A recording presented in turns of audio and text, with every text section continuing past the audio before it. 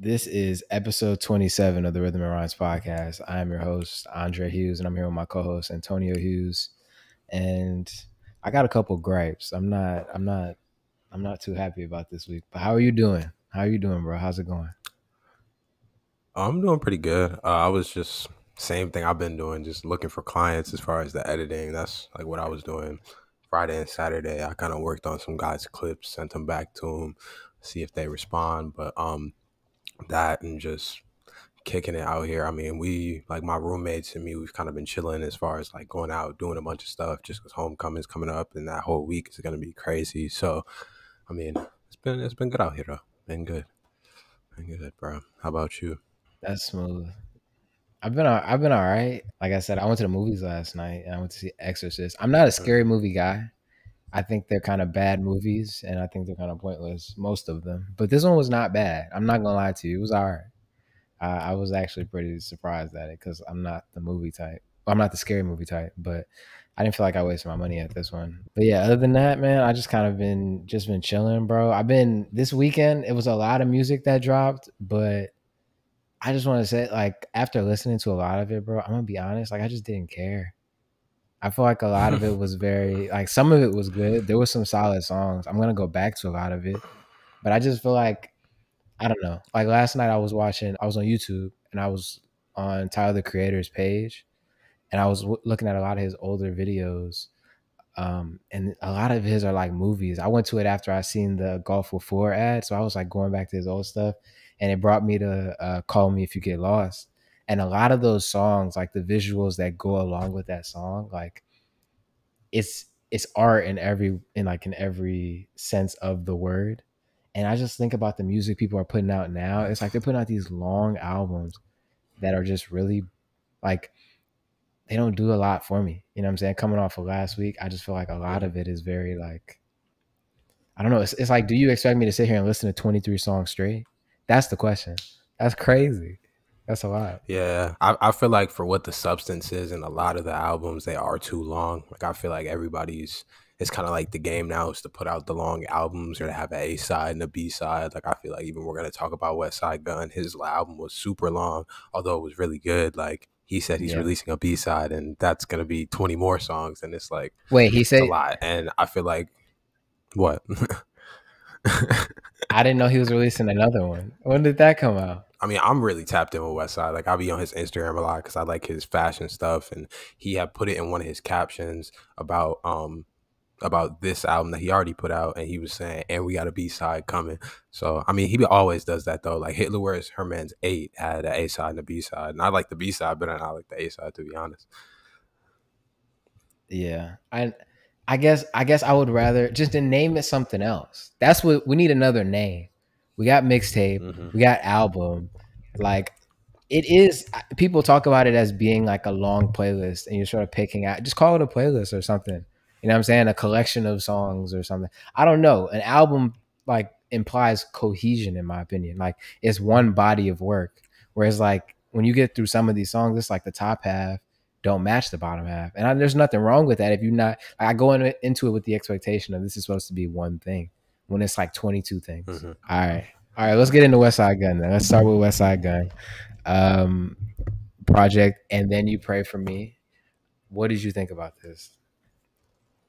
I really liked it. I liked how he switched up his production. Like we had talked about Conductor with Drake like a couple weeks ago, and I expected obviously a lot of like Conductor beats, Alchemist beats, but it was really like a switch up. Like I heard some Take Keith, he had Forever Rolling on here, and I really liked that.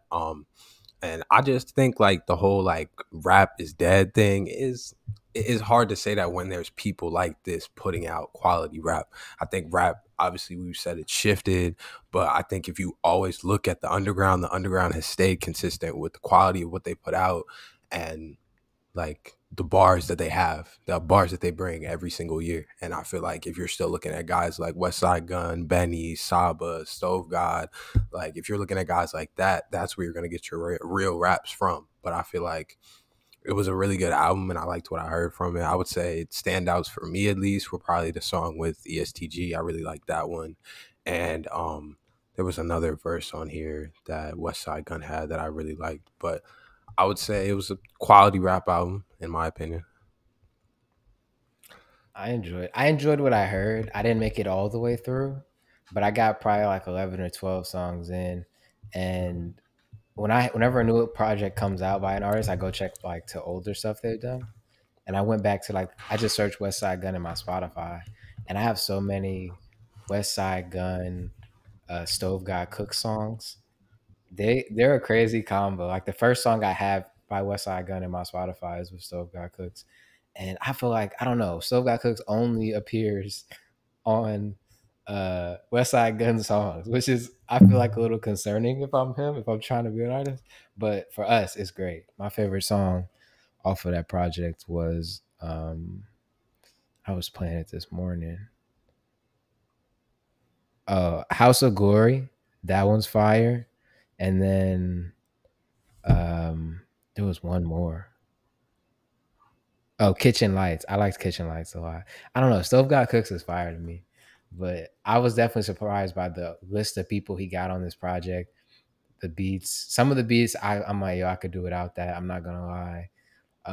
When he gets to like crooning and singing to whatever women he's talking to, I could do without that. I'm not gonna lie. You know what I'm saying? Like there's one song on here, bro. I had to skip it.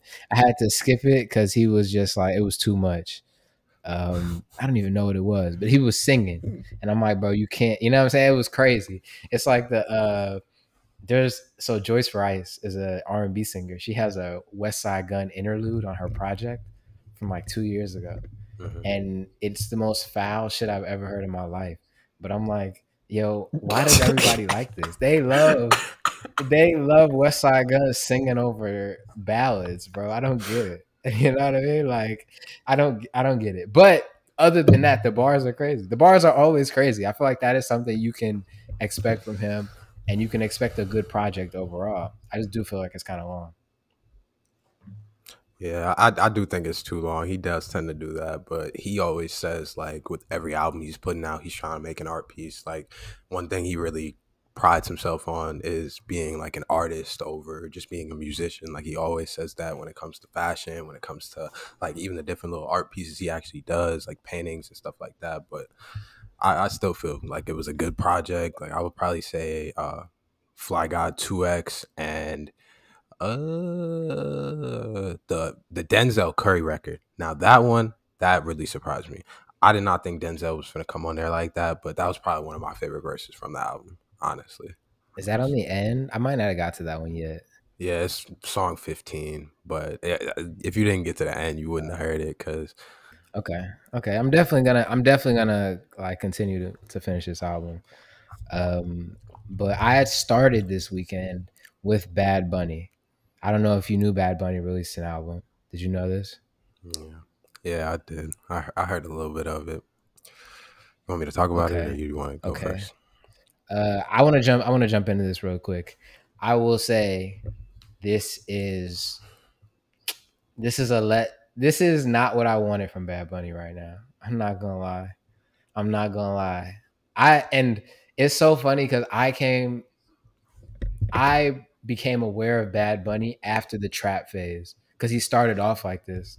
I became aware of him probably around like 2018, which was like that Cardi B record, and then he did the project with J Balvin. That was more melodic and stuff like that. And that's when I became aware of him. I went back and listened to the trap stuff, but I didn't like it as much. And so coming off of his last project, Un Verano Sin Ti, which was very like the musicality and the production was really dope on that. I didn't really care for this. Like a lot of the beats were kind of lazy to me. Yeah, I felt like I've never been a big Trap Bunny fan, bro. Like honestly, like some of his trap stuff just isn't for me. I do feel like he had quality. Obviously, I think the other thing is like the language gap. Like I feel like if we were hearing this in English, he was probably spitting Yeah. for real. But it's like a lot of what carries, I guess, Americans who don't speak Spanish into that type of music is the beats, the musicality, how it sounds, like how it makes you move. And this album just wasn't like that. Like I feel like if you weren't looking for almost, like I said, Trap Bunny, like you wouldn't like it. And I feel like I even heard a lot of those little like Uzi beats, like the little ha ha ha, like those type of beats. Like there was a couple of those, and I was kind of turned off by that. But I don't know. I feel like maybe he was just trying something. And I always, the one last thing I want to say is like, I'm always so surprised about how influenced he is by rap. Like, I feel like I see it all the time in a lot of the songs that he makes. Like, you'll hear little rap melodies, or you'll hear different older stuff. And I don't know. Just wasn't for me, though, personally. I hear that's a good point though, because that's like saying, I guess if you're talking about like give me like a trap rapper, who give me an American trap rapper. Offset. Uh, Go there. okay, I feel like Offset early in his career. Okay, let's say that. But how do you get?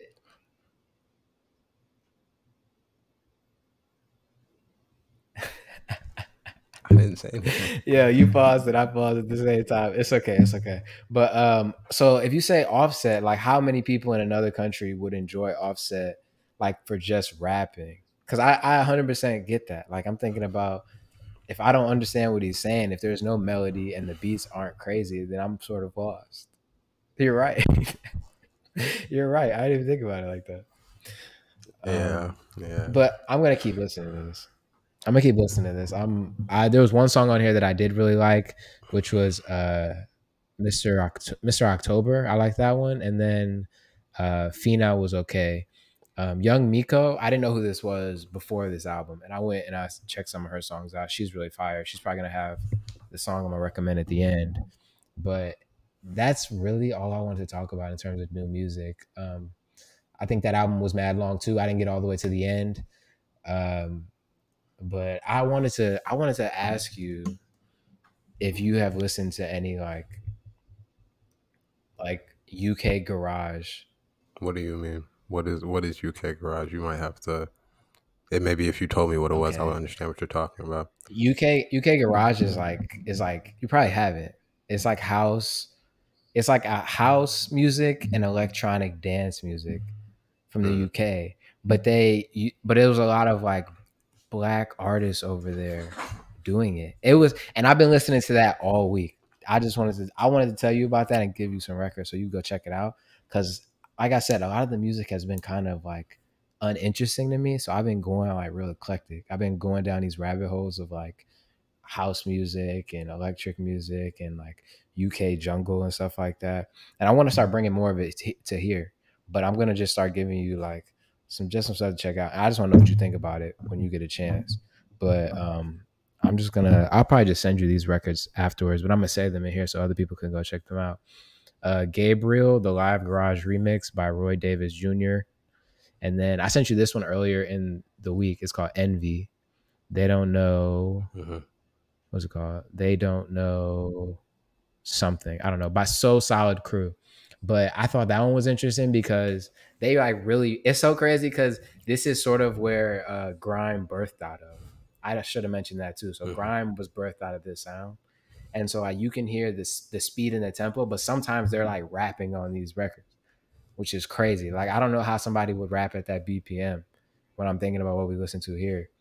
But yeah, UK Garage, I think that's something I'm gonna start talking about more. I went down a boiler room, like the boiler room sets. I went down that rabbit hole on like Friday. I was sitting here watching some of those DJ sets, and I just think their idea is going to be a big one in the next few years. Like, I feel like you're going to be able to take DJs on tour more. So, like, you're going to be able to have those like party type of things in different cities. I feel like that's a really interesting business model to be able to sit there and take a concert to different places, get DJs from those places. Cause even like I saw one in India and there was this Indian DJ going crazy over some beat. It was some beat from their type of music. But that I saw people in, obviously they did a collab with Nike in Paris. Like I think their business model is crazy. I think that's gonna be definitely one of those things. I think the idea is interesting, and it's something I've thought about too. Like trying to find DJs, because that's the thing. Trying to find DJs out here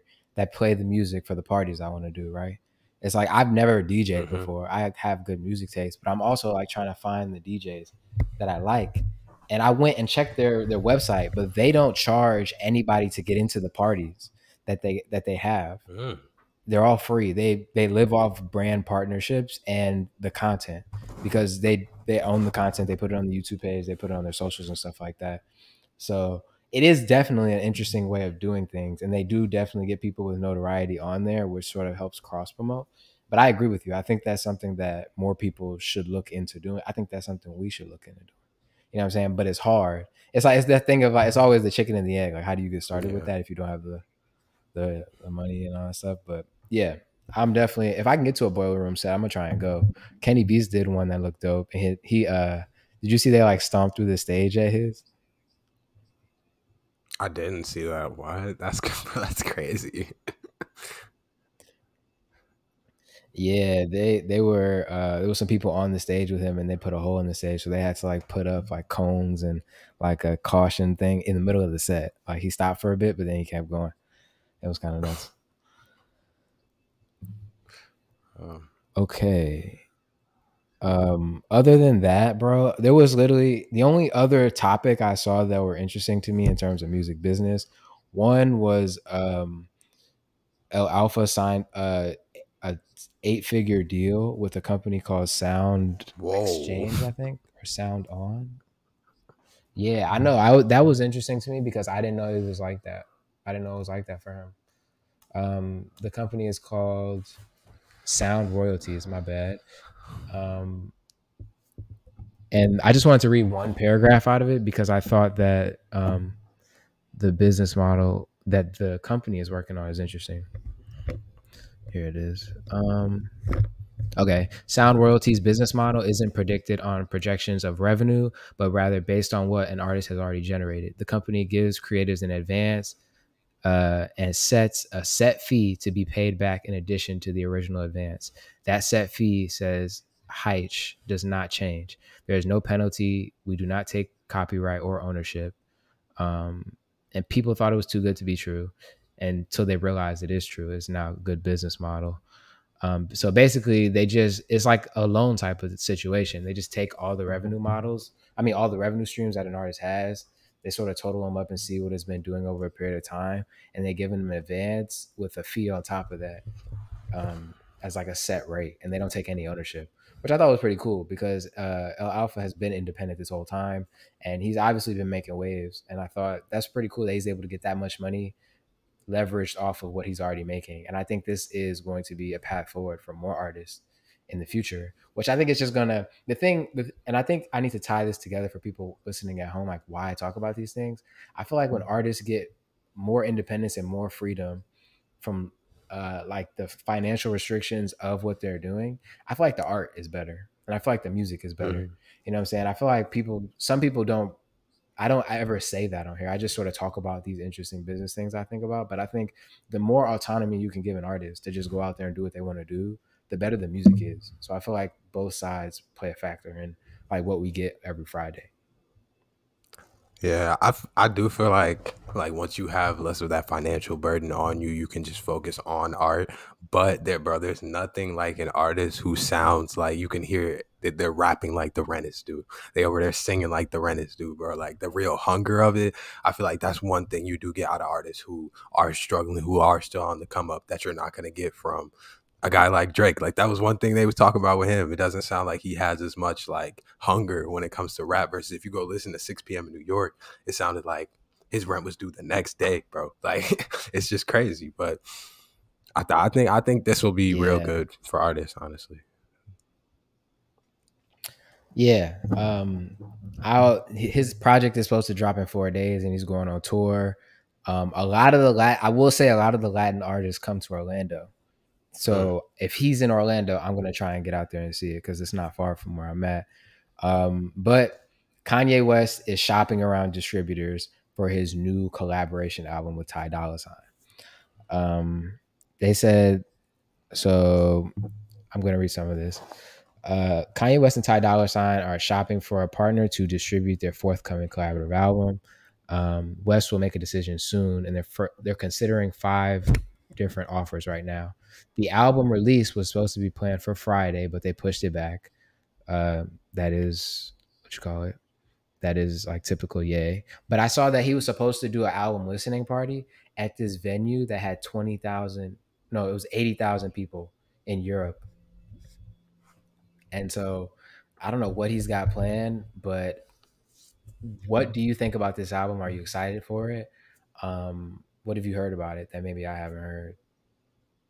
I really haven't heard much about it, which kind of scares me, I guess, because usually with the Kanye release, we get like a lot of like stuff around it, and you're getting all these different, you're getting the crazy Kanye tweets, and you're getting the different ways he rolls out. But I feel like I haven't heard much about it, and I feel like I'm still excited to hear what it's gonna sound like because like Kanye's last album, I did mess with that. I feel like sonically it sounded really good, like as opposed to obviously like the Jesus is King, that was more of like a gospel album, but like the his most recent one I did like, so I kind of want to see what it's gonna sound like. But him and Ty Dolla Sign, that's kind of like a weird mix. Like I don't feel like it's not gonna work, but I just feel like it's a weird like for an entire album. Like it's just kind of different. Like I wouldn't expect that.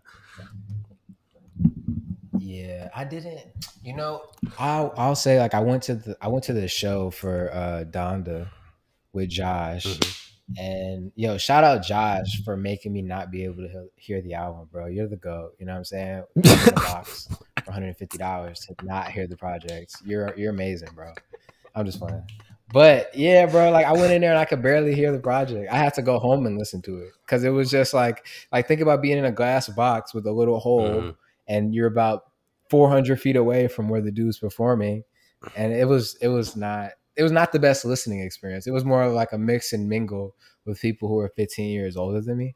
And I was like, this is whatever. Like this, and then it took an hour and a half to get. It took me, bro. That was not a good day.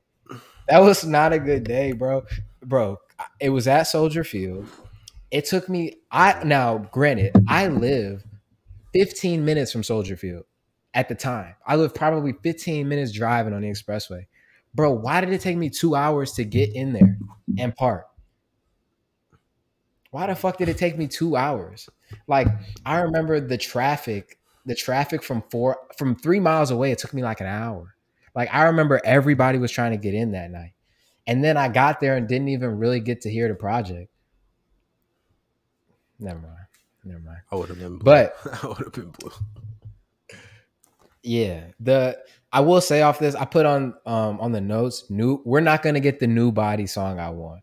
I don't know if you heard New Body before. It got leaked mad long ago. It was Kanye West, Nicki Minaj, and Ty Dolla Sign. And I had somebody's faked stream version on Spotify. Like they just put it under a new name, but it was New Body. And I think Nicki's not going to be on it because of what he said about Nicki Minaj like 2 weeks ago. I don't think she would clear that. So whatever new version we get, I think it's going to be decent. But her verse it was about, bro, it was so dope the way this, I got to find it and send it to you, bro. But like the way that Kanye and Nicki were going back and forth, they were talking about Nicki's new body. And so like you ain't what was the bar? It was like you ain't fuck Nicki, you fuck the old body. It was cold. It was so cold, but I was like, we're not gonna get that. That's the only thing I really have to say about this project. I just want the new body song originally how it was. But yeah. What did he say about Nicki? I didn't hear what he said about Nicki. And then we can wrap it up. Yeah. He said there was a video that got leaked where he was talking about Cardi B. Hmm. He was talking about Cardi B. Did you see that? I think was it that one with him and with the blonde hair? Was he blonde in that I video? don't Because remember. there Let was me find one it. that I no, you think good. so. Yeah, because there was one from like I think it was supposed to be in the it's the Genius doc. I think it was supposed to be in that, but it got cut, and it looked like old yeah. So I mean, it was definitely like an older clip, but Yeah, they. I don't know. I feel like because I feel like Nicki would be petty enough to not put it on there, and there were leaks of the like Ty Dolla Sign was playing it in the club, and so people were posting that video, and I ain't hear Nicki on it. I ain't hear Nicki mm. on it. So let me see if I find it. The video might be down. Oh yeah, they took it down.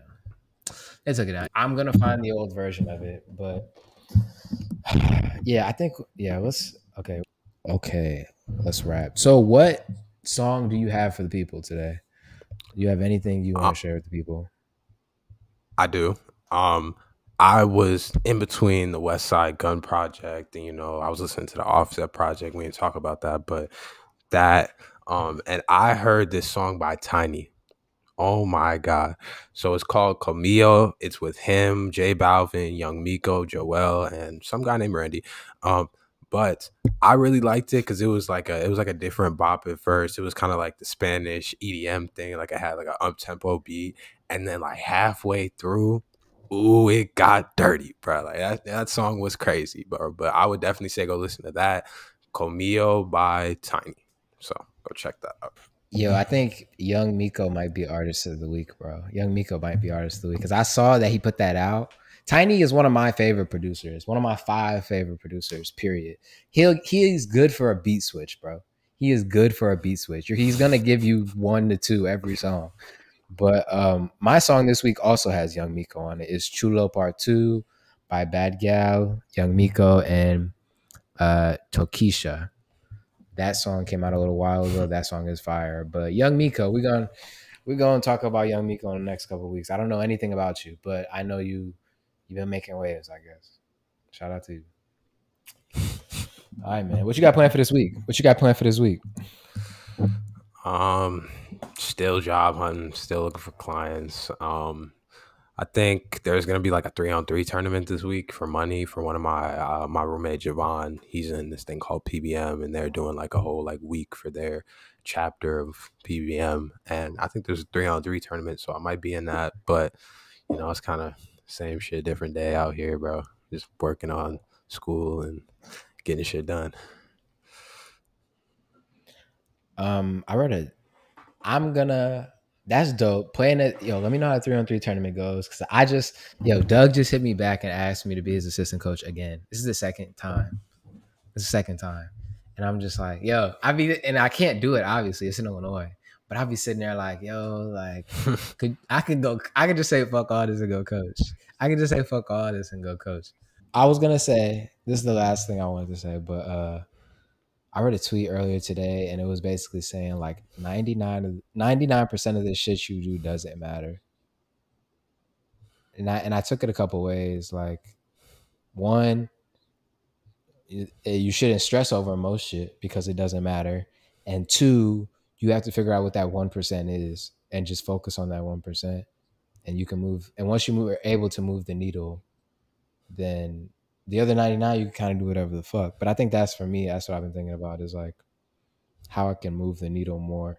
Because like a lot of I've even this like trying to build Romeware and all that stuff. It's like we're doing a lot of stuff that's nice, but what's gonna move the needle? That's what I'm trying to think about every day. But yeah, that's how I wanted to wrap. I just wanted to wrap with that. Okay. Okay. I like that though. I like that. We'll see y'all next week. Yeah, we'll see y'all next week.